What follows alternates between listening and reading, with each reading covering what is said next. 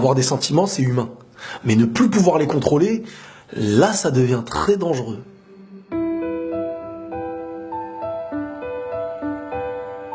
Au fond, qui n'a jamais eu de sentiments? Et même si t'en as jamais eu, quelque part tu risques forcément d'en avoir un jour. Alors parfois c'est super, quand t'en as, ça tombe directement sur la personne avec qui tu vas faire ta vie. Et là on peut dire que c'est un peu le jackpot. Mais d'un autre côté, les sentiments, si tu fais pas attention, tu risques d'en avoir pour n'importe qui. Et avoir des sentiments pour n'importe qui, si t'es pas une personne qui essaye d'y amener la raison, forcément à un moment, tu perdras la raison. Si je te dis que t'arriveras à plus rien contrôler, t'arriveras plus rien à contrôler. Et très souvent, quand on en arrive à là, c'est qu'on a voulu un petit peu ouvrir certaines portes qu'on n'était pas censé ouvrir. Et comme un enfant, quand tu mets les pieds là où il ne faut pas, il y a les répercussions de ce qu'il ne fallait pas faire. Sincèrement, faut faire attention avec les sentiments.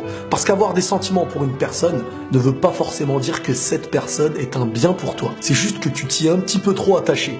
Et sur Terre, on peut un petit peu trop s'attacher à beaucoup de choses, en sachant que toutes ces choses ne sont pas forcément un bien pour nous. Les sentiments aujourd'hui sont décuplés, multipliés, parce qu'aujourd'hui, on ouvre un petit peu trop certaines portes qu'on n'est pas censé ouvrir. Et comme je vous l'ai dit, avoir des sentiments, c'est pas une chose mauvaise. Ça touche autant les garçons que les filles. Même si les garçons ont toujours cette petite fierté de faire croire qu'ils ne dépendent de rien. C'est mignon. Vous savez, à mes yeux, faut pas que les sentiments soient la seule chose qui tienne un couple. Pour moi, un couple doit autant se baser sur la raison que sur la passion. Car s'il ne tient que par amour, alors il ne tient à rien. Car il suffirait à un couple de s'éloigner physiquement assez longtemps pour que l'un des deux faiblisse et tombe sous le charme d'une autre personne. Mais si la raison fait partie de ce couple, elle viendra pour équilibrer la passion et lui dire à certains moments « calme-toi ». Faut pas se voiler la face, hein. L'humain est fragile.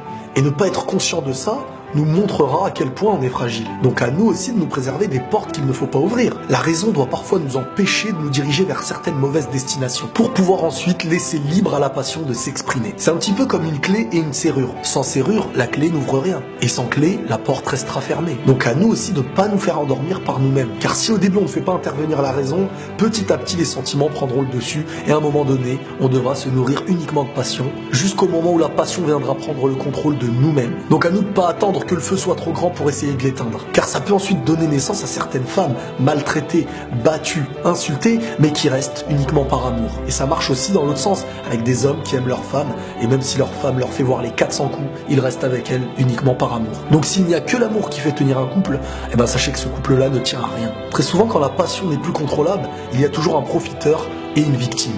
Ne soyez ni le profiteur, ni la victime. Faut savoir que tout se joue au départ. Si au départ on fait attention et qu'on met les barrières là où il faut, on tombera pas dans le piège de la passion. Et la paix sur vous.